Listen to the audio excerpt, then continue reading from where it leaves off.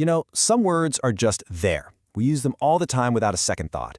But what if I told you that one of the simplest words you know has a really fascinating hidden story? Well, today we're going to dig into one of those words. Let's start with the word jewel. We all know what it means, right? The Simple English Wiktionary puts it plainly. A valuable gem, a precious stone. You're picturing a pirate's treasure chest, a sparkling ring, something like that. It feels pretty straightforward.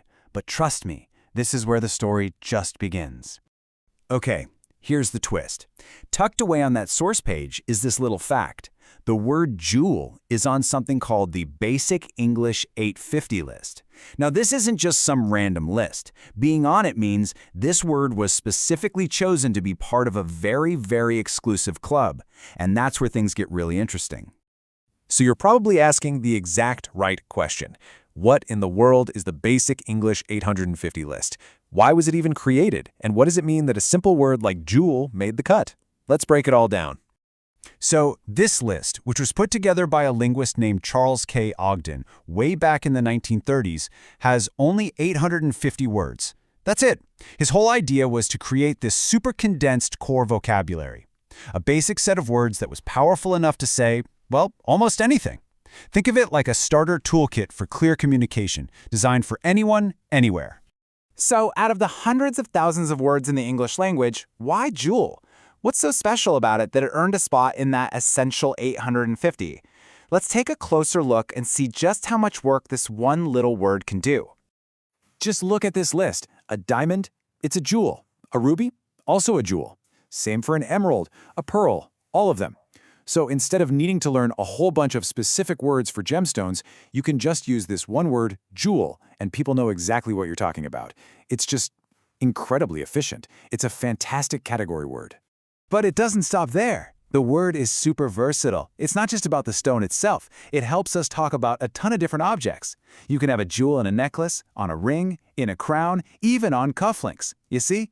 This one word connects to an entire universe of items, which makes it a fantastic building block for the language.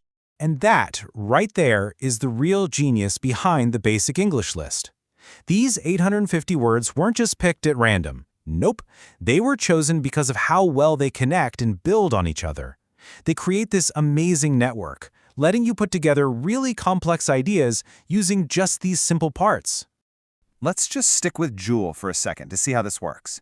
You start with the thing itself, the noun, a jewel. But from there, you can talk about a bunch of them together, jewelry.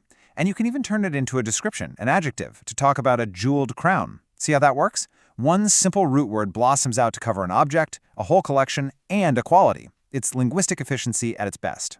So, after this quick dive into the word jewel, what's the big takeaway here? Well, it's about something much bigger than just one word. It's really about the power of clear and effective communication itself. The story of jewel and its place on that special list teaches us something really important. Simplicity is not a weakness. In fact, it's a superpower. It shows that with a small, carefully chosen toolkit of words, you can actually describe an incredibly huge and complex world. Power and clarity can absolutely come from the most basic things. And that kind of leaves us with one final thing to think about. I mean, we live in this age of constant information, right? It's filled with jargon and complexity and noise. So I'll leave you with this to chew on. In a world that's getting more and more complicated, what is the real value of a simple word?